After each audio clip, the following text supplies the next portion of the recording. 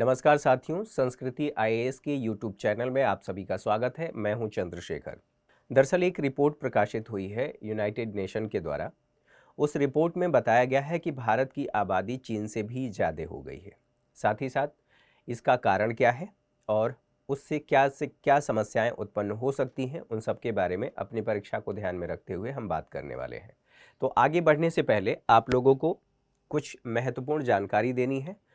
Civil services day को ध्यान में रखते हुए संस्कृति आईएएस अपने सभी ऑनलाइन कोर्सेज पर या पेन ड्राइव कोर्सेज पर 50% की छूट दे रहा है। यहाँ पर देखें, सिविल सेवक बनने का सुनहरा मौका, ऑनलाइन कोर्सेज पर 50% का डिस्काउंट दिया जा रहा है। ये कब तक वैध है? तो 21 अप्रैल से लेकर के 28 अप्रैल तक आप इसका लाभ ले सकते हैं। कौन कौन से कोर्सेज शामिल हैं? तो यहाँ पर जीएस फाउंडेशन लाइव कोर्स, वैकल्पिक विषय इतिहास भूगोल, इन पर भी डिस्काउंट आपको दिया जा रहा है। सीसेट की बात करें तो सीसेट लाइव कोर्स भी आप लोगों को 50% डिस्काउंट के साथ दिया जा रहा है। NCERT live course, pen drive course, prelims, GS plus, CSAT, वैकल्पिक विषय इतिहास और भूगोल, इन सभी पर आप लोगों को 50% का डिस्काउंट दिया जा रहा है। तो आप सभी इसका लाभ जरूर लें। चलिए अब हम बात कर लेते हैं जो हमारा टॉपिक है। सुर्खियों में क्यों है? तो India's population to edge ahead of China by mid 2023 says United Nation. United Nation का कहना है, ठीक है। साथ ही साथ यहाँ पर ये द इंडियन एक्सप्रेस की खबर है, आप देख रहे हैं। दोनों को आप लोगों को प्रमाण के तौर पर यहाँ पर दे दिया गया है। आगे बात करें, महत्वपूर्ण बात यह है कि यूनाइटेड नेशन पॉपुलेशन फंड ने एक वार्षिक रिपोर्ट जारी किया है और यह वार्षिक रिपोर्ट यह बताता है कि भारत की जो जनसंख्या है चीन से भी ज़्यादा हो गई है। रिपोर्ट में कहा गया कि भारत की जनसंख्या इतनी मिलियन आंकी गई है, मध्य 2023 तक यह स्थिति हमें देखने को मिलेगी। साथ ही साथ जो चीन की आबादी है 1425 मिलियन जनसंख्या से अधिक हो गई है। जो ये चीन की जनसंख्या है, भारत की जनसंख्या इससे ज़्यादा हो गई है, 1428 मिलियन। अनुमान की बात करें तो यह भी अनुमान लगाया गया है इस रिपोर्ट में कि चीन की आबादी 142.57 करोड़ के मुकाबले भारत की आबादी 142.86 करोड़ तक पहुंच गई है, ठीक है। साथ ही साथ इसमें महत्वपूर्ण बात यह भी बताया गया है चार्ट के माध्यम से कि कब से 1950 से लेकर के 2050 तक जो ये बीच का समय है उसमें भारत की आबादी और चीन की आबादी विश्व में कितनी रही है, कितना साझा करेगी या कितने का योगदान करेगी, उसके बारे में बताया गया है। तो यहाँ पर देखें, ये चीन को इंडिकेट कर रहा है ब्लू वाली लाइन, और जो रेड वाली लाइन है ये भारत को इंडिकेट कर रहा है। यहाँ पर देखें 2050 में कहा गया है कि जो चीन की पॉपुलेशन थी 47.5984%, वहीं भारत की आबादी 46.5938% थी। अगर अंत में मैं बात करूं, यहाँ पर 2025 की बात करूं और 2050 की बात करूं, तो 2025 में भारत की स्थिति चीन से ऊपर दर्शाया गया है। साथ ही साथ 2050 में भारत की स्थिति चीन से बहुत ज़्यादा ऊपर दर्शाया गया है कि ये इतना प्रतिशत हो सकता है। अब भारत के बारे में कुछ और बातें बताई गई हैं कि 0 से लेकर के 14 वर्ष तक की आबादी कितनी है, तो 25% है। 15 से लेकर के 64 वर्ष की आबादी 68% है। और यहाँ पर 65 प्लस जो आबादी है भारत में वह महज 7% है। कहने का मतलब ये है कि इस समय भारत विश्व का सबसे युवा देश बन गया है, ठीक, कार्यशील आबादी के संदर्भ में। ये जो आबादी है क्या हमेशा यह नकारात्मक होती है या सकारात्मक भी होती है? कुछ देशों के संदर्भ में देखें तो यह नकारात्मक भी है और कुछ अन्य देशों के संदर्भ में देखें वह समय और परिस्थितियों के अनुसार निर्भर करता है, उनके लिए वरदान भी है और अभिशाप भी है। भारत के संदर्भ में बात करें तो भारत का जो भौगोलिक आकार है और जिस तरह से पॉपुलेशन बढ़ रही है उस स्थिति को ध्यान में रखते हुए संसाधनों पर लगातार दबाव बढ़ेगा, और जैसे जैसे संसाधनों पर दबाव बढ़ेगा वैसे वैसे संघर्ष की स्थिति होगी। अमीर और गरीब की जो खाई है वो बढ़ेगी। स्वाभाविक सी बात है कि जब क्षोभ होगा, संसाधनों की अनुपस्थिति होगी, लोगों की आवश्यकताओं की पूर्ति नहीं होगी, न्यूनतम आवश्यकताओं की पूर्ति नहीं होगी, फिर यहाँ पर संघर्ष की स्थिति देखने को मिलेगी। सवाल ये है कि जनसंख्या वृद्धि का कारण क्या है।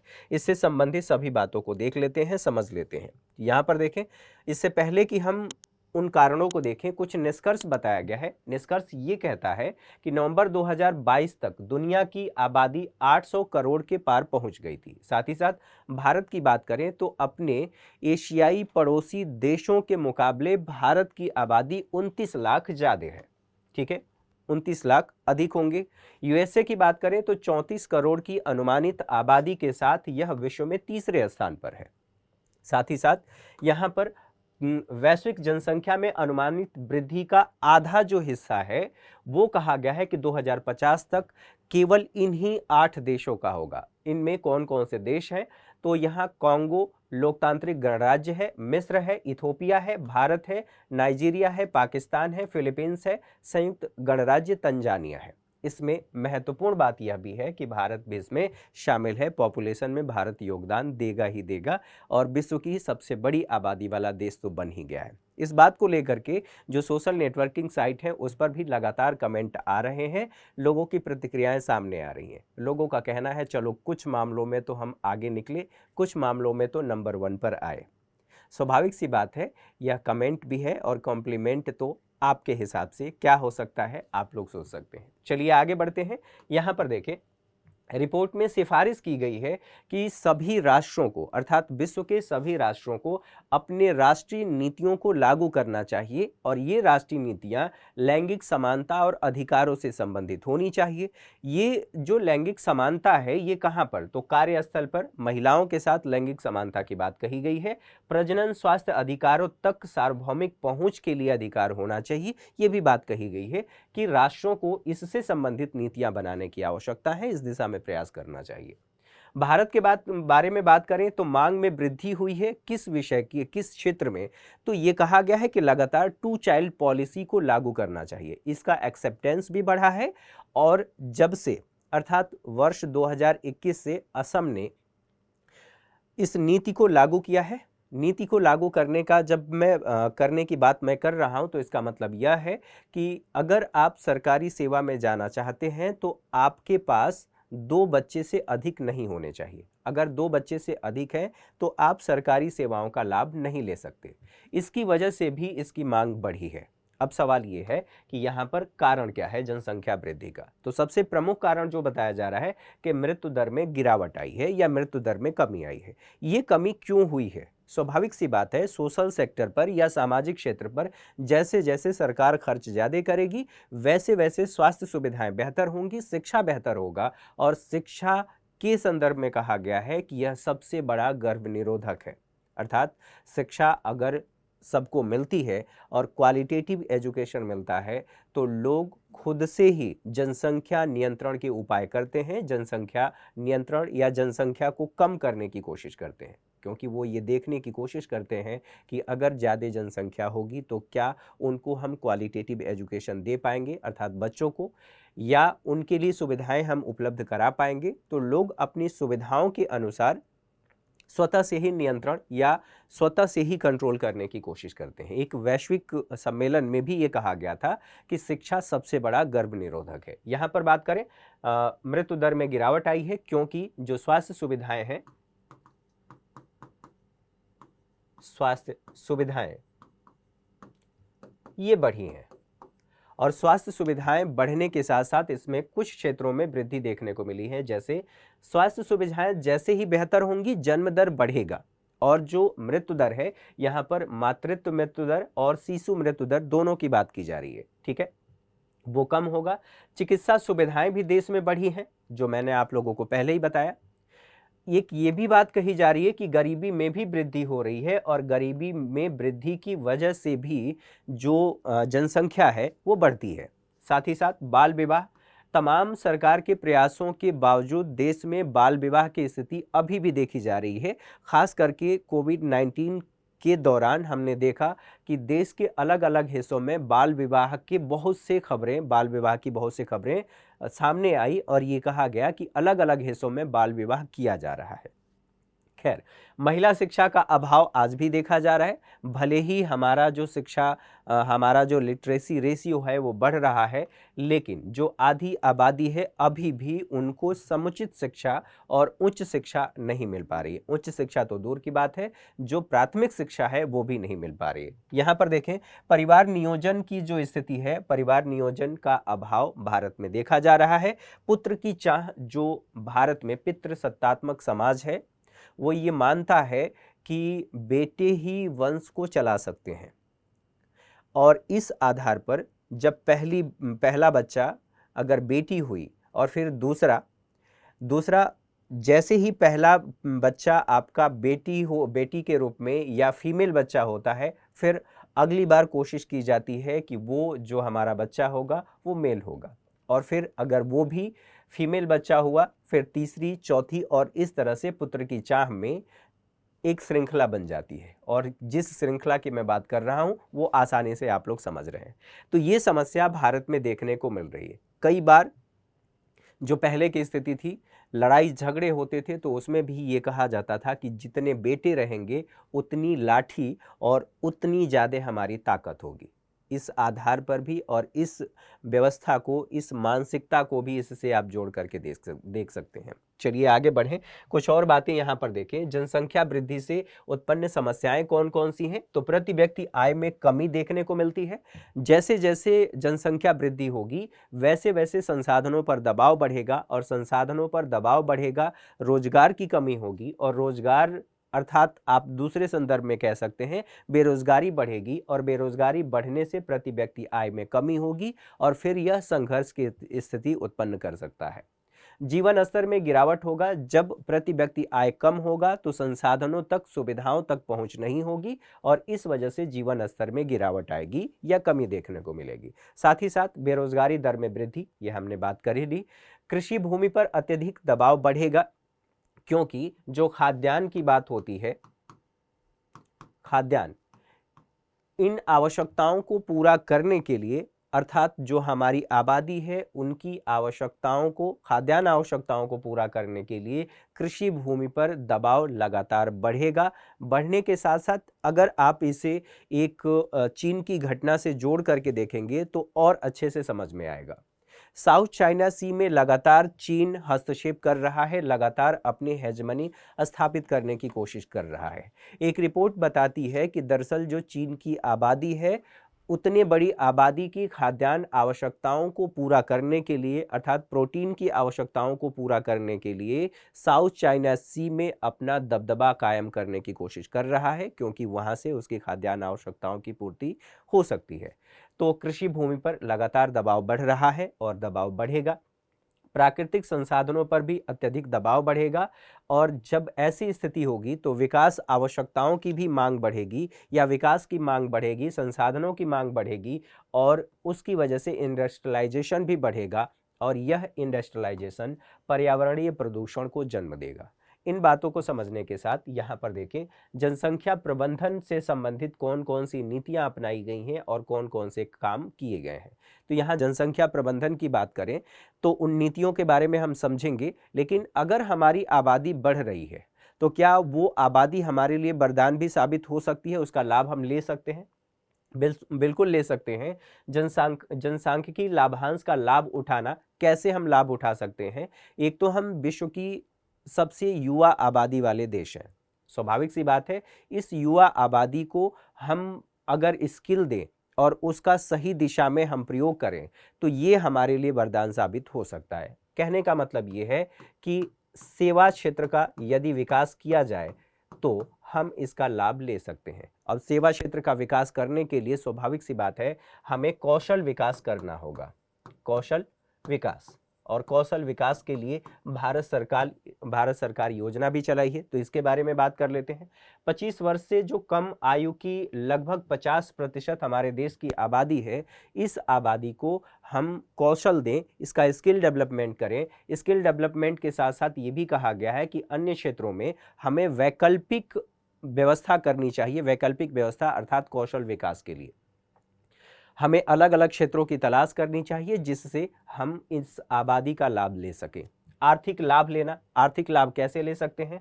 स्वास्थ्य क्षेत्र पर हम खर्च करें, कहने का मतलब यह है सामाजिक क्षेत्र पर खर्च करें, शिक्षा क्षेत्र पर खर्च करें और साथ ही साथ कौशल विकास करें। और अगर इसमें हमने निवेश किया, स्वाभाविक सी बात है यह आबादी कौशल युक्त होगी और यह बाजार में मांग कर पाएगी। बाजार के अनुकूल अगर इनको शिक्षा मिलती है और कौशल मिलता है तो फिर यह सेवा क्षेत्र में योगदान दे सकती है और देश की अर्थव्यवस्था का विकास करने में भूमिका निभा सकती है। साथ ही साथ विश्व में जब इंडियन डायस्पोरा की बात होगी तो अगर आप इसे कोरिलेट करेंगे तो भारत की विदेश नीति, भारत की सॉफ्ट पावर पॉलिसी को भी मजबूत करने का ये काम करेगी।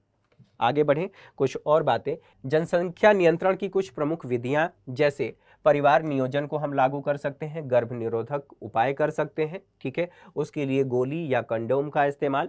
साथ ही साथ यहाँ पर देखें, शिशु मृत्यु दर में हमें कमी लाने की आवश्यकता है। शिशु मृत्यु दर में यदि कमी लाते हैं तो जिन लोगों के 1 या 2 बच्चे हैं वह असुरक्षा की भावना से ग्रसित नहीं होंगे, अर्थात उन्हें ये लगता है कि एक बच्चा किसी असामयिक मौत का शिकार हो गया तो इस स्थिति में हम क्या करेंगे। तो इस डर से भी जनसंख्या वृद्धि होती है। लोग 3 या 4 इस तरह के बच्चे पैदा करने की कोशिश करते हैं ताकि हमारी सुरक्षा बनी रहे। साथ ही साथ यहाँ पर असामयिक गर्भपात की बात करें, उसकी भी उपाय करने की आवश्यकता है। जैसे अमूमन ये देखा जाता है कि दूसरे महीने में, गर्भधारण के दूसरे महीने में गर्भपात की स्थिति हो जाती है।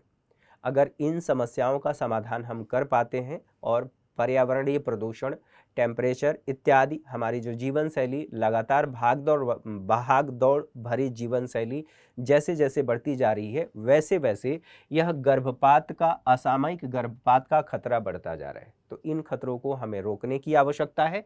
साथ ही साथ बंध्याकरण करने, जिसे आप नसबंदी कहते हैं, ये भी किया जा सकता है। एकल शिशु नीति या फिर द्विशिशु नीति, 1 बच्चा या 2 बच्चे की नीति को यहाँ पर लागू करने की आवश्यकता है। साथ ही साथ आदर्श रूप में स्वीकारना जरूरी है कि छोटा परिवार सुखी परिवार। हम जब इसे आदर्श रूप में लोगों के साथ प्रस्तुत करेंगे तो लोगों में इसकी एक्सेप्टेंस बढ़ेगी और जैसे जैसे इसकी स्वीकार्यता बढ़ेगी वैसे वैसे हम जनसंख्या नियंत्रण की तरफ आगे बढ़ेंगे। कुछ और बातें यहाँ पर देख लें, कुछ और बातें बताई गई हैं।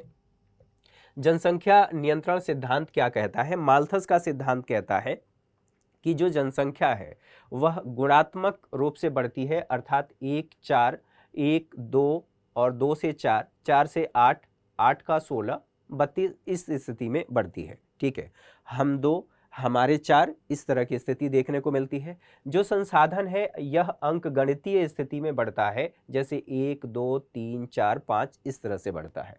तो इसलिए हमें जनसंख्या नियंत्रण करने की आवश्यकता है। साथ ही साथ यहाँ पर देखें, इस खतरे को ध्यान में रखते हुए जनसंख्या नियंत्रण हेतु भारत के कौन कौन से प्रयास किए गए हैं या भारत सरकार की तरफ से कौन कौन से प्रयास किए गए हैं।